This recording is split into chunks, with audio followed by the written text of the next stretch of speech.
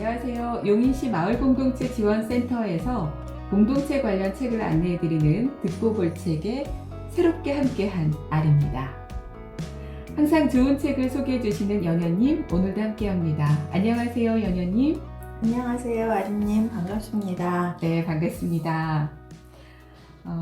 항상 시작은 설레고 기대됩니다. 이 마을에 대한 이야기들 나누면서 배워가도록 하겠습니다. 자, 오늘 함께할 책은요, 남재걸 조재준님이 지은 매일같이 밥 먹는 동네입니다. 마을과 사람을 살린 마을자치 이야기를 담은 책인데요. 이 매일같이 밥 먹는 동네 제목이 참 특별한 것 같아요. 밥을 함께 먹는 사람을 식구, 가족이라고 하잖아요. 네. 근데 매일같이 밥 먹는 동네는 정말 하나의 공동체, 가족, 버금갈 것 같다라는 생각이 들었습니다. 왜 제목이 매일같이 밥 먹는 동네일까요? 글쎄요. 이야기를 알려면 그 양떡매 마을 이야기를 좀 소개해 주셔야 될 것 같은데요. 네, 연현님, 네. 양떡매, 뭐 이렇게 연관되는 거 혹시 있으세요? 전혀 상상이 안 되는데요. 제가 양떡매 마을은요, 양파 산지로서 3위에 위치했던 이 마을이었는데, 양파 대란이 일어나면서 이 양파를 농민들이 제값을 받지 못하고 다 갈아엎어버리는 그런 경우까지 간 거예요. 그래서 이렇게 휘둘리지 않고 어떻게 안정적으로 할 수 있을까라는 생각을 하다가, 그럼 중품이든 상품이든 하품이든 우리가 쓸 수 있는 양파들을 양파즙을 만들면 어떨까라는 생각을 한 거예요. 네. 그런데 양파즙을 만들려면 가공할 수 있는 공장이 필요하잖아요. 그렇죠. 공장은 무슨 돈으로 지어요? 이때 여기에서 그 농촌 건강장수 마을 지원을 받습니다. 아, 그랬군요. 네. 그래서 1억 3천만 원의 보조금으로 양파즙을 만들 수 있는 공장을 짓고, 네. 그 다음에 거기에 돈이 조금 더 있으면 메주를 만들어서 판매할 생각을 하고 있었거든요. 그래서 거기에 메주까지 함께 하게 됩니다. 그래서 양, 떡, 매 마을은 양파와 떡과 메주 이 세 가지를 가지고 사업을 해보겠다.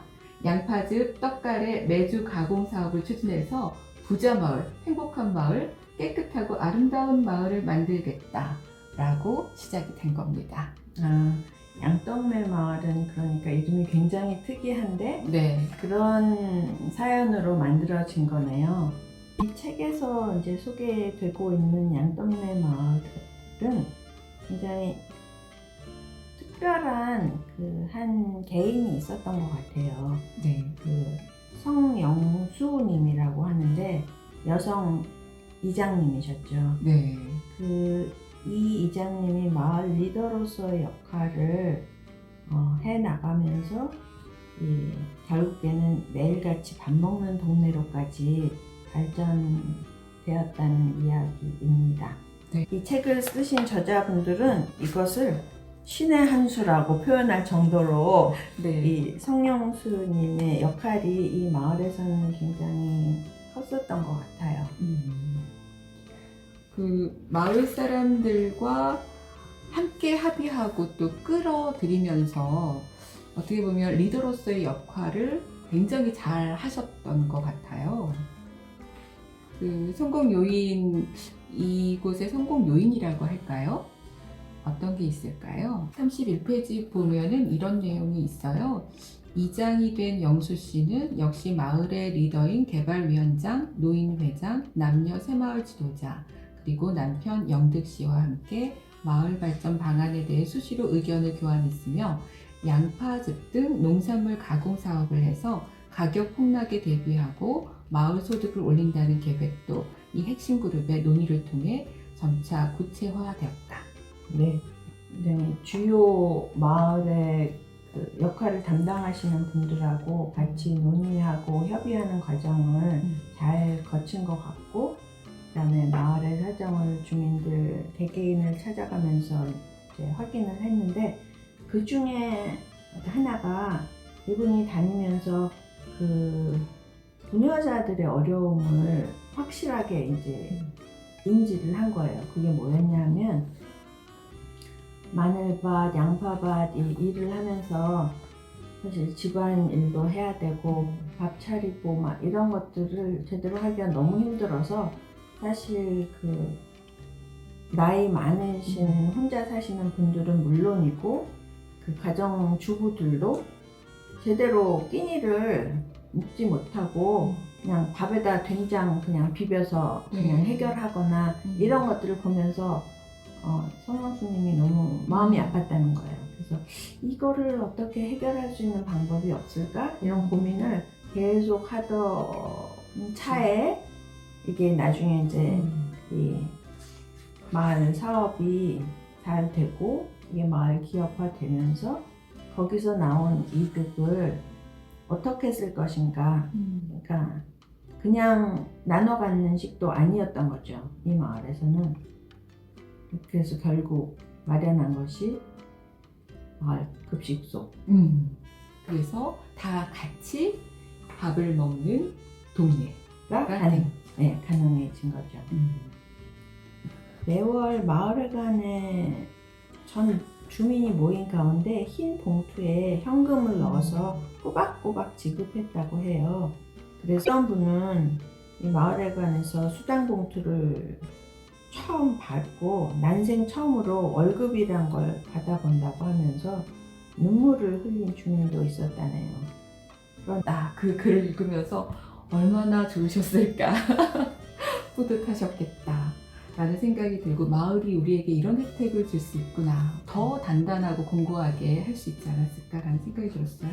그 공동체적 가치라는 것은 돈을 버는 것 그 자체를 목적으로 하지 않았다는 거죠. 매년 마을에서 남아도는 양파를 처리하고 주민의 복지를 향상시키자는 것이 이 목적이었다는 것. 지금까지 얘기했던 내용이 우리 마을자치와는 또 어떤 연관이 있을까요? 생활 공동체는 점점 없어지고 있잖아요.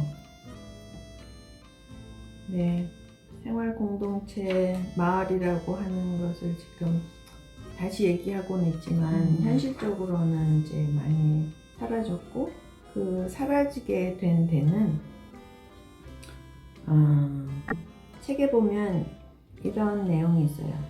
현대를 사는 우리들은 생활의 거의 모든 면을 시장과 기업, 정부 기관에 의존하면서 인간으로서의 독자성과 자기 실현이 축소당하는 것을 경험하고 있다.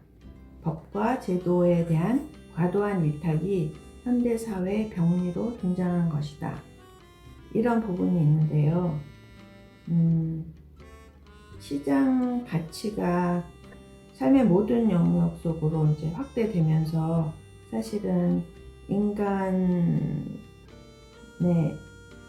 역할과 존엄성, 이것이 시장의 가치로 배치되는 이런 상황에 이르러서 많은 지금 문제가 있잖아요.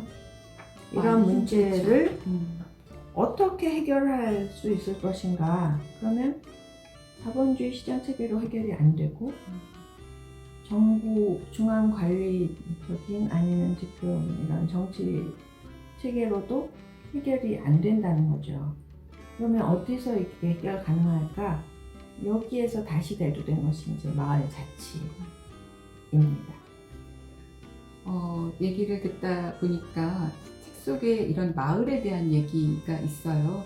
저희가 응답하라 1988도 정말 재밌게 봤던 그런 마을 관련한 공동체성에 관한 향수를 일으켰던 드라마기도 하고, 거기에 이어서 이런 내용이 있습니다. 우리가 사는 동네는 단지 우리의 주거지가 세워져 있는 물리적 공간만이 아니다.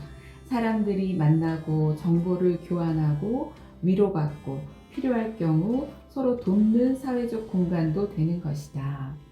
사람이라는 생물은 유전적으로 혼자 살 수 있는 존재가 아니다. 먹고 입고 자는 곳이 풍족해도 사람은 관계를 필요로 한다. 수만 년간 사람은 서로 관계를 맺고 나누고 소통하며 살아왔다. 마을 자치는 바로 사람과의 관계와 소통의 복원을 목표로 한다. 이 말이 정말 와닿았어요. 이 마을에서 우리는 그러니까 현장에 나가서 어떤 관계나 체계 때문에 힘들어했던 그런 사람들이 마을에서는 위로를 받고 또다시 소통을 하면서 복원을 하는 곳, 이곳이 바로 마을이 아닌가. 세계에서 굉장히 상징적인, 우리도 잘 알고 있는 표현인데, 상징적인 표현으로 마을 자치가 어떻게 가능하고 어디에서 출발할 수 있는가를 얘기하고 있는데요. 물이 반밖에 없다 하고 반이나 있다의 차이, 거기에서 이제 출발할 수 있다는 거죠. 지금까지 정부나 대부분의 전문가들이 지역 개발에 접근한 방식은 그 지역에 무엇이 필요한가에 초점을 맞추는 방식이었다. 즉, 해당 지역은 무엇이 부족하며 따라서 정부는 그 지역에 무엇을 해주어야 하는가를 분석하는 것이 일의 출발점이었다는 이야기다. 그런데 이렇게 출발했을 때는 이제 문제가 생긴다는 거죠. 그래서 책에 보면 접근 방식이 달라져야 한다고 돼 있어요. 네. 아주 상징적으로 그렇죠. 마을이 가지고 있는 장점과 자산에는 무엇이 있습니까? 귀하의 마을이 최고라고 느꼈던 때는 언제입니까? 귀하가 마을에서 가장 중요하게 여기는 것은 무엇입니까? 귀하의 마을을 독특하고 단단하게 만들어주는 것은 무엇입니까? 이렇게 질문을 바꾸었을 때 그 지역의 강점과 자산에 초점을 두면 출발점이 이제 달라진다는 거예요. 반이 비어있는 컵에서 출발하는 것이 아니라 반이 차있는 컵에서 출발할 수 있다. 그래서 지역의 자산이 관계를 통해서 더 드러나고 강화될 수 있다. 네, 이렇게 얘기를 하면서 마을 자치의 필요성과 가능성에 대해서 책에서 더 얘기하고 있습니다. 네, 그리고 말을 하기보다는 많이 들어서 우리 지역에 어떤 분들이 있는지도 좀 알아보는 것도 좋다. 그리고 마지막, 마을 자치는 꿈을 같이 하고 나누는 것이다 라고 되어 있거든요. 네, 꿈을 같이 하는 사람을 우리는 또 찾아야 하고, 또 꿈이 없으면은 마을 자치가 이루어질 수가 없잖아요. 그렇죠. 꿈이 없다는 것은 새로운 변화를 상상하지 않는다는 거거든요. 네. 그리고 이제 혼자 아무리 좋은 꿈을 꾸어도 이 현실에서는 그 실현 가능하지 않고, 자기의 영역을 떠난 꿈은 실현 가능하지 않고, 그리고 여러 사람이 함께 했을 때 채워지는 것들이 사실은 굉장히 많거든요. 그래서 네, 함께 꼭 해야 하는 거죠. 네. 여러 사례들을 보면서 마을 자치가 주민에게 얼마나 큰 삶의 즐거움과 희망을 줄 수 있는지를 보여주고 있습니다. 이 마을 자치는 공동체 구성원인 주민에게 함께 만나고 일하는 기쁨에 더해서 지속적으로 또 경제적인 수입을 안겨준다는 점에서 공동체 사업의 꽃이라고 할 수 있습니다. 젊은이든 중년이든 할 일이 없어 고민하는 시대에 마을 자치는 삶의 보람이고 또 사회적 공헌이고 그리고 안정적인 직장을 모두 얻을 수 있는 일이라고 할 수 있습니다. 문제는 이 책에서 말하는 마을 자치의 과정을 열의와 끈기로 해내는 것인데요. 사회에 기여하고 싶지만 방법과 길을 모르는 사람들이 보면 좋을 것 같습니다. 네, 책의 머릿말 중에 나온 내용이네요. 네, 그렇습니다. 다시 한번 전달해 드렸고요. 듣고 볼 책, 오늘은 같이 밥 먹는 동네 함께 읽어봤습니다. 연연님 함께 해주셔서 고맙습니다. 고맙습니다, 아리님.